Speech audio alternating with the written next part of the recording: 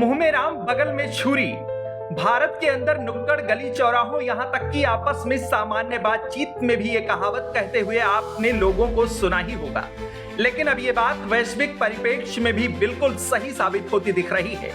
बीते दिनों SCO summit में मोदी और पुतिन के साथ गलबहियां डालकर फोटो खिंचवाते और मंद मंद मुस्काते शी जिनपिंग की यादें सभी के जहन में ताजा हैं। लेकिन शायद वो एक सामान्य मुस्कान या खुशी को इंगित करने वाली मुस्कान नहीं थी, बल्कि वो मुस्कान उपजी थी कुटिल बुद्धि और किसी षड्यंत्रकारी विचार से जो जिनपिंग की धूर्तता की पराकाष्ठा को परिलक्षित कर रही थी। और अब वही ऐलान चीन ने कर दिया है। आतंकवाद का एक ऐसा फिनोमेना जिसका पाकिस्तान से अटूट संबंध रहा है। अगर ये कहा जाए कि आतंकवाद और पाकिस्तान एक दूसरे के पर्याय बन गए हैं तो गलत नहीं होगा। तमाम प्रतिबंधों और वैश्विक फजीहत की मूसलाधार बरसात भी पाकिस्तान के अंदर लगी आतंकवाद की काई को छुड़ा नहीं पाई है। और ऐसे में चीन ने एक ऐसा कदम उठाया है जो उतना ही खतरनाक साबित हो सकता है जितना किसी बच्चे के हाथ में गोलियों से भरी पिस्तौल पकड़ाना।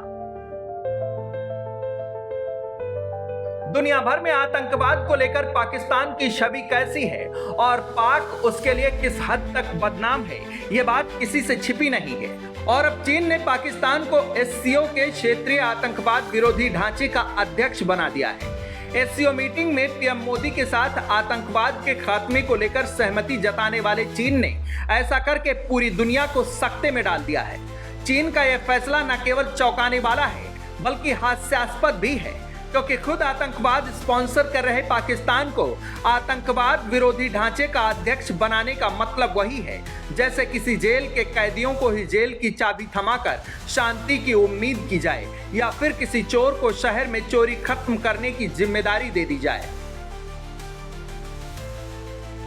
पाकिस्तान को आरएटीएस का अध्यक्ष बनाने का फैसला किर्गिस्तान के चोलपोन अता में आरएटीएस परिषद की 44वीं बैठक में लिया गया।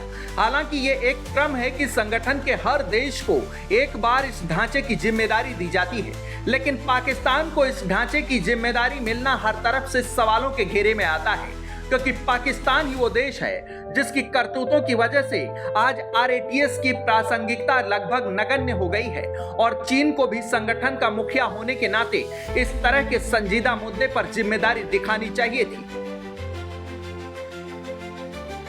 चीन का ये कदम न केवल पाकिस्तान को बढ़ावा देने का काम करेगा बल्कि इसने चीन के दोहरे रवैये को भी उजागर कर दिया है। एक तरफ चीन ने एससीओ मीटिंग में पहलगाम हमले की निंदा की, वहीं दूसरी तरफ उसने हमले को स्पॉन्सर करने वाले पाकिस्तान को आतंकवाद विरोधी ढांचे का अध्यक्ष बना दिया। ऐसे में भारत की तरफ से तीखी प्रतिक्रिया आना लाजमी थी।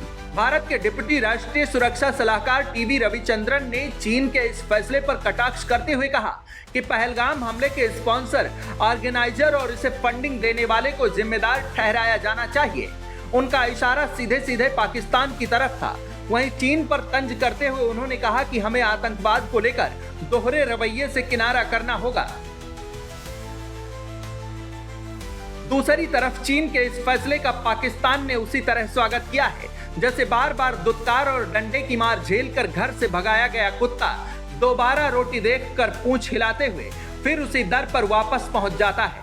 फिलहाल देखने वाली बात होगी कि आतंकवाद के लिए गली गली बदनाम पाकिस्तान अब अपने स्वभाव के विपरीत कैसे काम करता है, क्योंकि कुत्ते को अगर राजा बना दिया जाए फिर भी वो जूते चाटना नहीं छोड़ता है। डेस्क रिपोर्ट, आज की खबर।